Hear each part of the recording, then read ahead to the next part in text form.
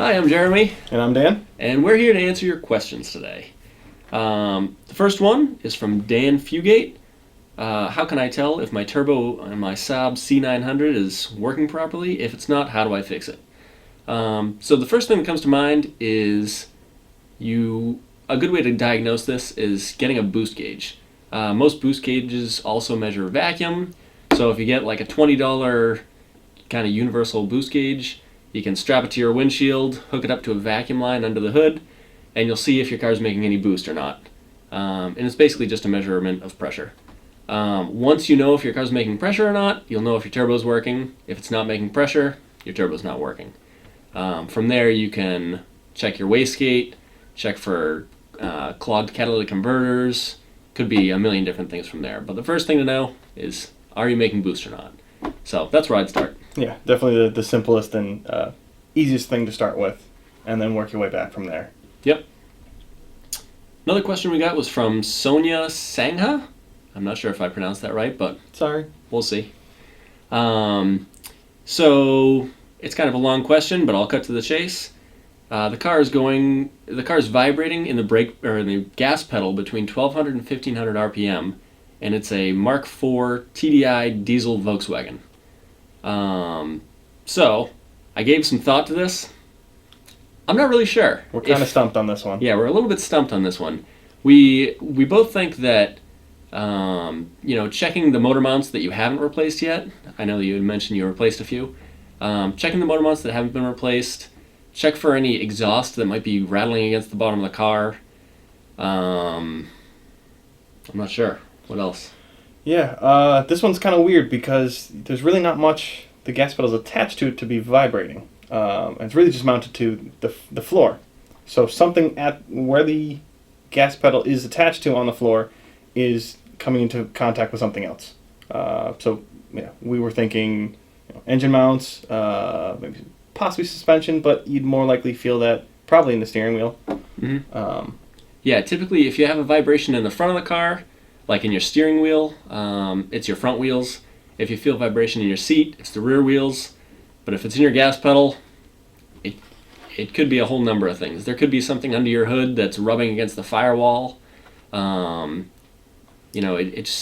It's kind of a trickier one to diagnose. It could also be that the new motor mounts that you've replaced are a little stiffer than the factory ones were.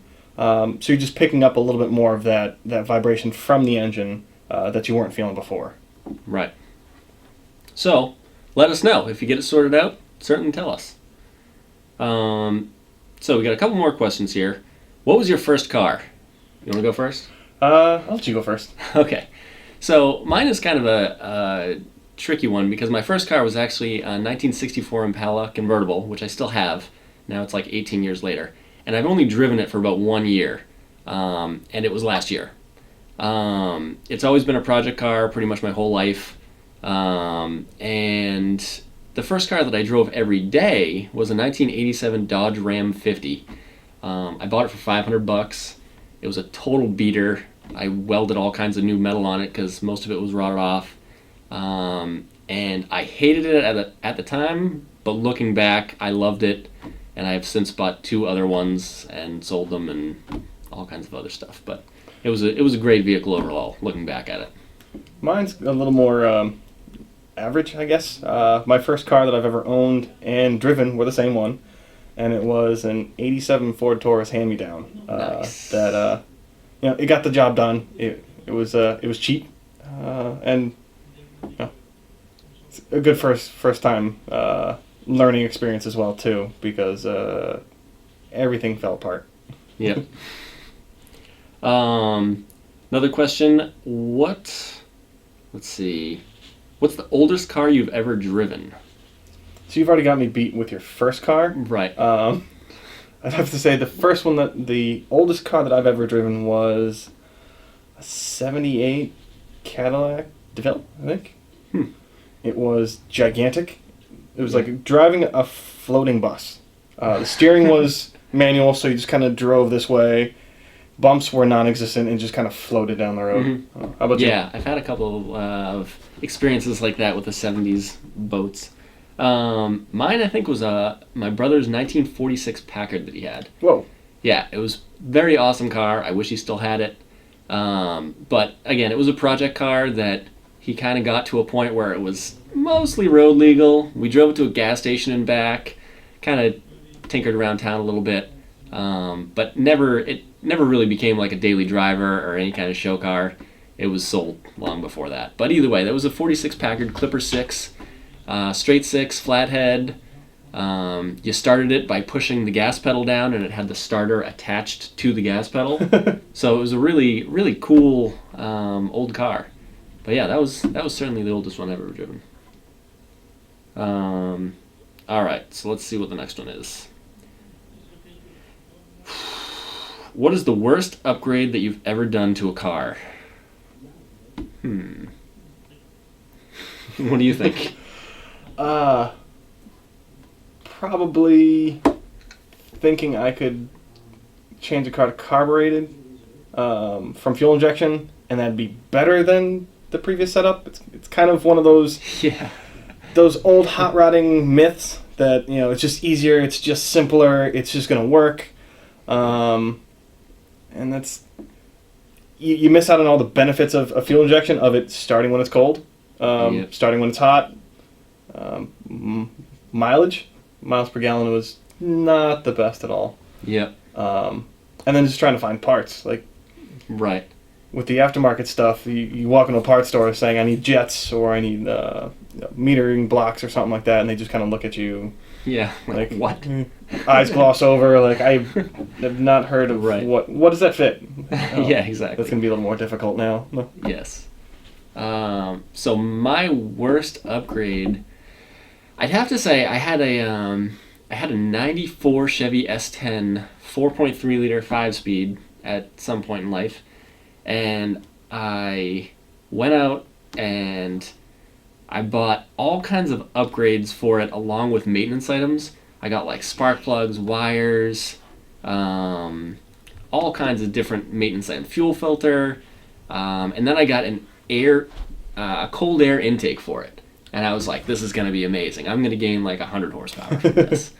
So now, are we talking like cold air, or was it like just the open element filter kind of? It was the full cold air intake for a 4.3 liter. I don't know what brand it was, but it was not what I had hoped it would be. I put it on the truck, and I was like, yeah, I got all these new parts. All the maintenance is all done. The thing's going to be amazing. Hopped in the car, and it was no difference whatsoever. It drove exactly the same. It didn't give me any better gas mileage. It didn't even make like better sucking noises from under the hood. It was the worst upgrade. It was the worst money I've ever spent on a car. So I think incredible. Instead of just upgrade, I think the worst thing to do is do multiple upgrades at the same time. Yeah, that was a bad mistake. Yeah, you do that, and then something goes wrong, and you have no idea what it was. Right. I changed the injectors, I put a new cold air, I put a new throttle body on it, and I gave it a new tune, and now it won't start. Exactly. All right, I can't quite step through the process of what I did wrong. Right, exactly. So you end up tearing everything all the way back down. Yep. And doing it step by step the way you should have to begin with. Yes. Yeah, I've made that mistake several times. So we'll do one more question. What is your current dream car? And for me, right now, it changes almost every day. My current dream car, right now, I think my current dream car is probably just building one from scratch. So going out and buying like steel and making my own frame. It would be like 1930s style body. But yeah, I just want to make everything except for like the engine and transmission, of course, because that's nobody a little more machine work that can't be quite in the garage. Yeah, beyond my skills. So yeah, I would want to start with flat metal, roll it out, make body panels, have it 1930s-esque. For an engine, I'd probably go with like maybe a straight 8 with like a turbo fuel injection. So you're gonna have a really, really long hood. Oh yeah, long hood, straight 8, fuel injection, turbo, manual transmission, extremely low, big brakes. Maybe AC, maybe not. Or no roof to it. You got a convertible. I might go convertible. Yeah, convertible. I like the idea of convertible because then I don't need AC. I'll just put the top down. Oh, there you go. Save some weight. Yeah, exactly. So So that's my current dream car, but it's probably going to be different tomorrow. I'm gonna go a little simpler on that one, and I'm gonna say the Holden Maloo. I really like the idea of the Ute. Going Australian. I'm going Australian here. Yeah. I like the idea of a rear-wheel drive little pickup that's got a huge American V8, and just lays rubber down. Right. While still being able to haul stuff back from home improvement stores. Yes, exactly. So best of both worlds. So what engines came in those? I believe the LS3 was the big boy for those ones, but I think there's a few companies that also do supercharger upgrades or turbo upgrades. Right. So you can, if it's not silly horsepower enough with no weight over the rear tires for you, you can always just dump something even bigger onto it and add boost and make noise. Yes. So how about transmissions? Can you get one with like a 6-speed manual, or you can get manual? I am manually challenged, so I would go with the automatic, but I'd also be playing with the stereo or making sure the stuff doesn't fall out of the trunk. Exactly. Nice. All right. Well, that wraps up this edition of our question and answer. So hopefully you enjoyed it, and I guess we'll see you next time. Thanks for watching. Thanks.